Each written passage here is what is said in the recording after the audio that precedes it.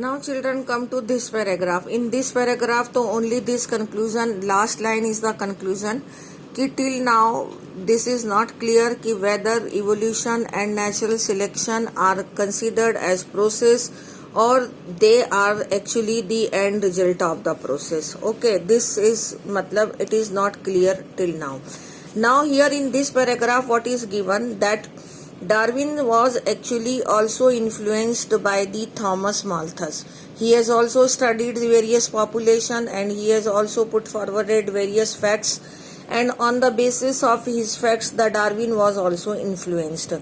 अब डार्विन की जो नेचुरल सिलेक्शन की थ्योरी है उस थ्योरी के अंदर क्या क्या पॉइंट्स हैं देखो। सबसे पहले नेचुरल, अब here they have written only points, लेकिन आपको इसको रिलेट करना है फर्स्ट वीडियो से, तभी आपको ये पॉइंट्स क्लियर होंगे। Natural resources are limited. अब ये पॉइंट कैसे रिलेट होगा नेचुरल सिलेक्शन से? As I told you, competition among themselves. अगर नेचुरल रिसोर्सेस लिमिटेड हैं तभी तो ओवर क्राउडिंग के अंदर उनमें डिफरेंट ऑर्गेनिज्म में आपस में कंपटीशन होता है। उसके बाद वो कह रहे हैं कि populations are stable in size except for seasonal fluctuation, कि पॉपुलेशन का साइज भी स्टेबल रहता है। हालांकि ओवर क्राउडिंग था, ओवर पॉपुलेशन है, लेकिन फिर भी अल्टीमेटली पॉपुलेशन स्टेबल हो जाती है, ओवर नहीं रहती है।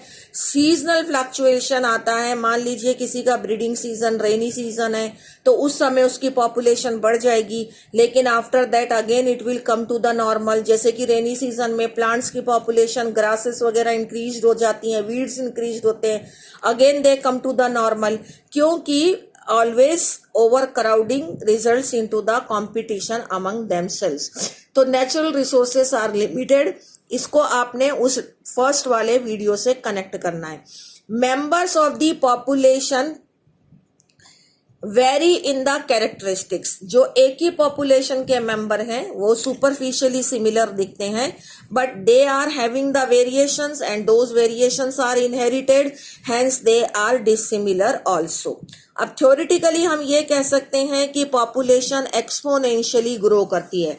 एक्सपोनेंशियली का मतलब है there is a very steep growth of the population, लेकिन पॉपुलेशन जब एक्सपोनेंशियली ग्रो करती है अल्टीमेटली वो कर्व स्टेबल भी हो जाता है।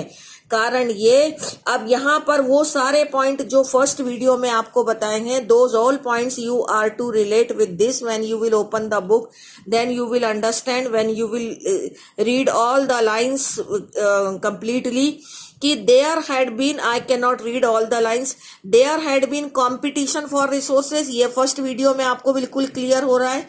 ओनली सम सर्वाइव्ड, सम कौन से सर्वाइव करेंगे? सर्वाइवल ऑफ द फिटेस्ट होगा, ठीक है, and at the cost of the others, क्योंकि other will be discarded from the race, जो कि फ्लरिश नहीं हो पाए। And novelty of the brilliant insight of the Darwin. Darwin के अकॉर्डिंग दूसरा फैक्ट क्या निकला? He asserted that variations which are heritable which make resource utilization better.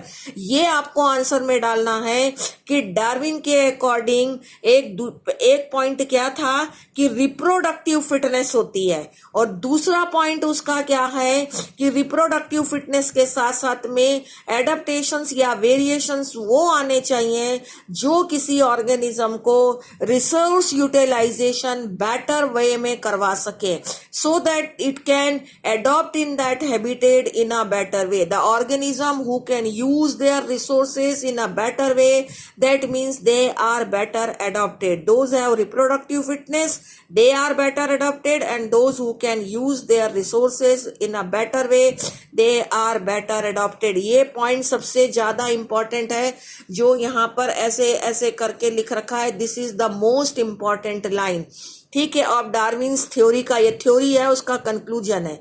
अब यहाँ पर है कि जो बेटर अडॉप्टेड हैं, जो रिसोर्सेस का बेटर यूटिलाइजेशन कर रहे हैं, will enable only those two reproduce and leave more progeny. ये आपको पहली वीडियो में बताया कि जो सरवाइव हुए हैं वो कौन से सरवाइव हुए हैं? जिनमें रिप्रोडक्टिव फिटनेस थी, जिन्होंने रिसोर्सेस का बेटर यूटिलाइजेशन करा, वो इनेबल थे और रिप्रोड्यूस किया उन्होंने, क्योंकि उनमें वो सरवाइव करे, सरवाइव करने के बाद उनमें रिप्रोडक्शन हुआ, उन्होंने बहुत और ज्यादा प्रोजेनी होमोजीनियस बनाए और अपने वेरिएशंस को नेक्स्ट जनरेशन के अंदर ट्रांसफर करा।